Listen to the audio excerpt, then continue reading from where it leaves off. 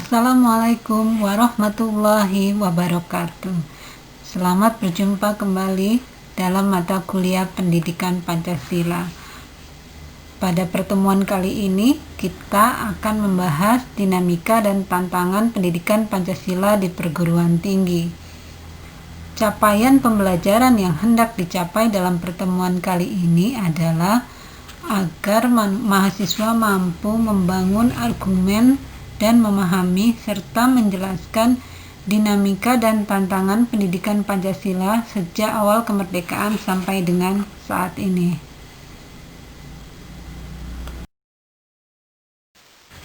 Sebelum membahas lebih dalam tentang dinamika Pancasila, kita pahami dulu apa sih itu dinamika. Dinamika adalah segala sesuatu yang mengandung arti, tenaga, kekuatan, selalu bergerak, berkembang, dan mampu menyesuaikan diri dengan perkembangan zaman. Sedangkan menurut Kamus Besar Bahasa Indonesia, dinamika merupakan sosial gerak masyarakat secara terus-menerus yang menimbulkan perubahan dalam tata hidup masyarakat yang bersangkutan.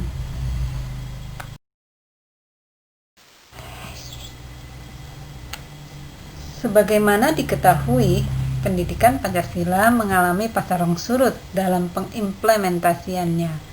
Apabila ditelusuri secara historis, upaya pembudayaan dan atau pewarisan nilai-nilai Pancasila tersebut telah secara konsisten dilakukan sejak awal kemerdekaan sampai dengan sekarang. Namun, bentuk dan intensitasnya berbeda dari zaman ke zaman. Pada masa awal kemerdekaan, pembudayaan nilai-nilai tersebut dilakukan dalam bentuk pidato-pidato para tokoh bangsa dalam rapat-rapat akbar yang disiarkan melalui radio dan surat kabar.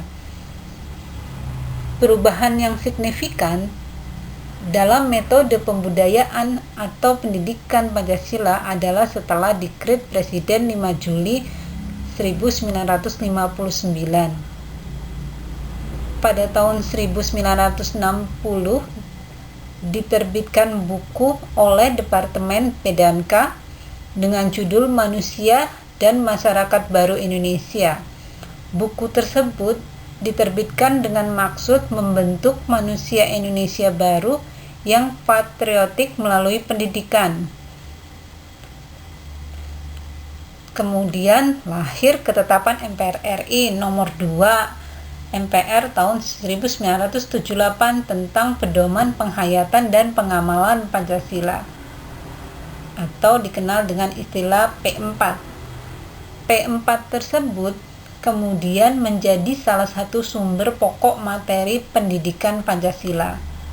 Selanjutnya diperkuat lagi dengan TAP MPR RI nomor 2 tahun 1988 tentang GBHN yang mencantumkan bahwa pendidikan Pancasila termasuk pendidikan pedoman penghayatan dan pengamalan Pancasila.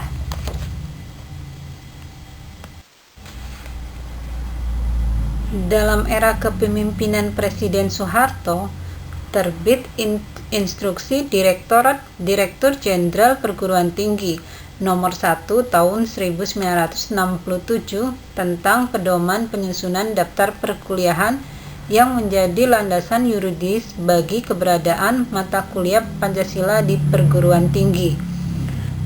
Keberadaan mata kuliah Pancasila semakin kokoh dengan berlakunya Undang-Undang Republik Indonesia Nomor 2 Tahun 1989 tentang Sistem Pendidikan Nasional, yang pada pasal 39 ditentukan bahwa kurikulum pendidikan tinggi harus memuat mata kuliah pendidikan Pancasila.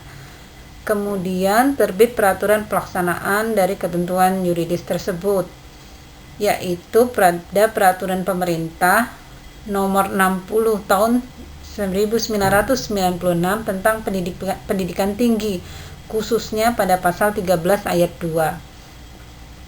Yang substansinya menentukan bahwa mata kuliah pendidikan Pancasila adalah mata kuliah yang wajib ditempuh oleh seluruh mahasiswa, baik program diploma maupun program sarjana. pada tahun 2000, Direktur Dikti mengeluarkan kebijakan yang memperkokoh keberadaan dan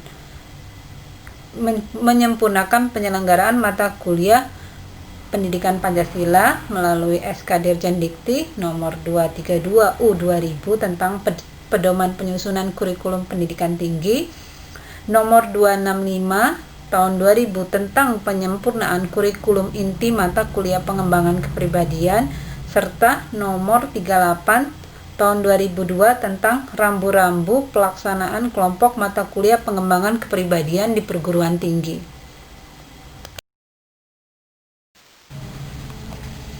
Seiring dengan terjadinya reformasi tahun 1998, lahirlah ketetapan MPR nomor 18 tahun 98 tentang pencabutan ketetapan MPR nomor 2 MPR 1978 tentang pedoman penghayatan dan pengamalan Pancasila.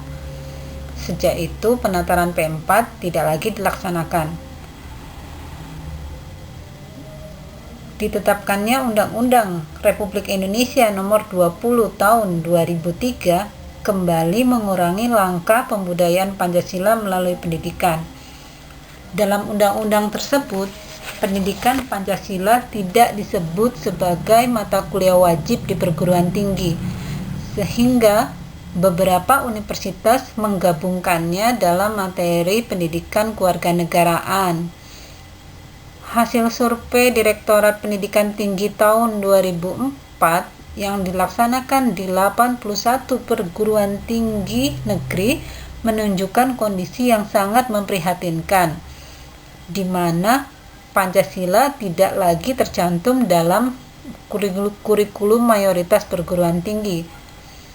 Keadaan ini sangat mengkhawatirkan karena perguruan tinggi merupakan wahana pembinaan calon-calon pemimpin bangsa di kemudian hari. Namun, masih terdapat beberapa perguruan tinggi yang tetap mempertahankan mata kuliah pendidikan Pancasila. Salah satunya ya Politeknik Negeri Cilacap. Kemudian dalam rangka mengintensifkan kembali pembudayaan nilai-nilai Pancasila kepada generasi penerus bangsa melalui pendidikan tinggi, para pecinta negara proklamasi, baik elemen masyarakat, pendidikan tinggi maupun instansi pemerintah, melakukan berbagai langkah, antara lain menggalakkan seminar-seminar yang membahas tentang pentingnya membudayakan Pancasila melalui pendidikan, khususnya dalam hal ini pendidikan tinggi. Output dari kegiatan tersebut, terbitlah Surat Edaran Direktorat Jenderal Pendidikan Tinggi nomor 914 tahun 2011 tanggal 30 Juni 2011. Dalam surat edaran tersebut, Dirjen Dikti merekomendasikan agar pendidikan Pancasila dilaksanakan di perguruan tinggi minimal 2 SKS secara terpisah atau dilaksanakan bersama dalam mata kuliah pendidikan kewarganegaraan dengan nama Pendidikan Pancasila dan Kewarganegaraan dengan bobot minimal 3 SKS.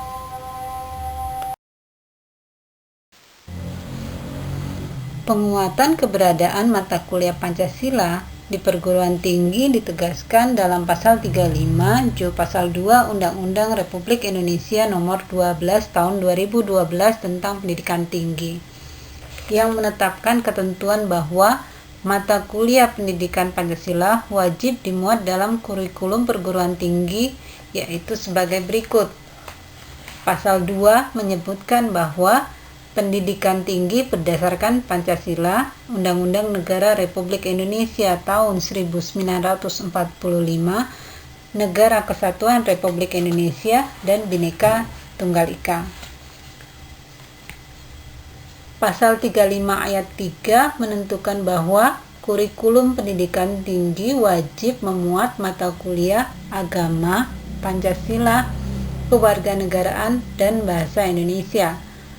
Dengan demikian, pembuat undang-undang menghendaki agar mata kuliah pendidikan Pancasila berdiri sendiri sebagai mata kuliah wajib di perguruan tinggi.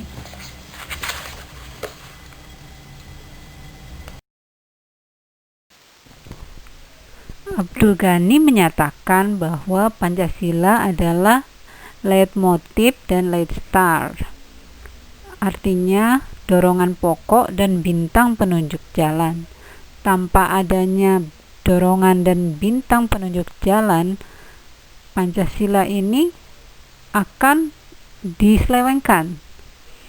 Oleh karena itu, segala bentuk penyelewengan itu harus dicegah dengan cara mendahulukan Pancasila sebagai dasar filsafat dan dasar moral. Agar Pancasila menjadi dorongan pokok dan bintang penunjuk jalan bagi generasi penerus pemegang estafet kepemimpinan nasional, maka nilai-nilai Pancasila harus dididikkan kepada para mahasiswa melalui mata kuliah Pancasila. Tantangannya adalah bagaimana menentukan bentuk dan format agar mata kuliah pendidikan Pancasila ini dapat diselenggarakan di berbagai program studi dengan menarik dan efektif. Tantangan ini dapat berasal dari internal perguruan tinggi, misalnya faktor ketersediaan sumber daya dan spesialisasi program studi yang makin tajam, sehingga menyebabkan adanya kekurangtertarikan dari sebagian mahasiswa terhadap mata kuliah pendidikan Pancasila. Sedangkan tantangan yang bersifat eksternal adalah krisis keteladanan dari para elit politik dan maraknya gaya hidup hedonistik di dalam masyarakat.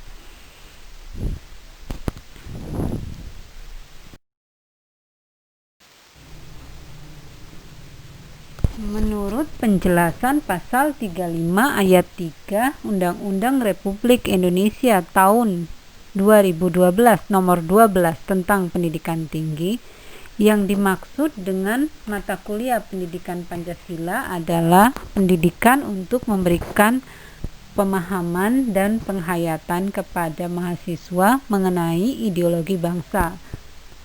Dengan landasan ini, Dirjen Dikti mengembangkan esensi materi pendidikan Pancasila yang meliputi pengantar pendidikan Pancasila, Pancasila dalam kajian sejarah bangsa Indonesia, Pancasila sebagai dasar negara, Pancasila sebagai ideologi negara, Pancasila sebagai sistem filsafat, Pancasila sebagai sistem etika, dan yang terakhir adalah Pancasila sebagai dasar nilai pengembangan ilmu. Pendekatan pembelajaran yang direkomendasikan ini adalah pendekatan pembelajar yang berpusat kepada mahasiswa untuk memahami dan menghayati nilai-nilai Pancasila baik sebagai etika, filsafat negara maupun ideologi bangsa secara spesifik. Dengan harapan nilai-nilai Pancasila akan terinternalisasi sehingga menjadi guiding principle atau kaidah penuntun bagi mahasiswa dalam mengembangkan jiwa profesionalismenya sesuai dengan jurusan program studi masing-masing. Implikasi dari pendidikan Pancasila tersebut agar mahasiswa dapat menjadi insan profesional yang berjiwa Pancasila dalam kehidupan bermasyarakat dan bernegara. Selain itu juga akan membentengi dan menjawab tantangan perubahan-perubahan di masa datang. Dalam Undang-Undang Republik Indonesia Nomor 20 Tahun 2003 Pasal 3 menegaskan bahwa pendidikan nasional berfungsi mengembangkan dan membentuk watak serta peradaban bangsa yang bermartabat dalam rangka mencerdaskan kehidupan bangsa, bertujuan untuk berkembangnya potensi peserta didik agar menjadi mahasiswa yang beriman dan bertakwa kepada Tuhan Yang Maha Esa, berakhlak mulia, sehat, berilmu, cakap, kreatif, mandiri, dan menjadi warga negara yang demokratis dan serta bertanggung jawab. Harapan ini tentunya tidak mudah untuk diwujudkan, tetapi pendidikan dianggap merupakan alternatif terbaik dalam melakukan rekayasa sosial secara damai. Pendidikan adalah alternatif yang bersifat preventif untuk membangun generasi baru bangsa yang lebih baik dibandingkan dengan generasi sebelumnya. Pendidikan Pancasila di perguruan tinggi penekanannya dengan memberikan kontribusi dalam pendalaman penghayatan dan penerapan nilai-nilai Pancasila kepada generasi baru bangsa. Atas dasar hal tersebut, maka pemerintah menggunakan atau mengalokasikan 20% dana APBN yang sebagian berasal dari pajak untuk membiayai pendidikan nasional.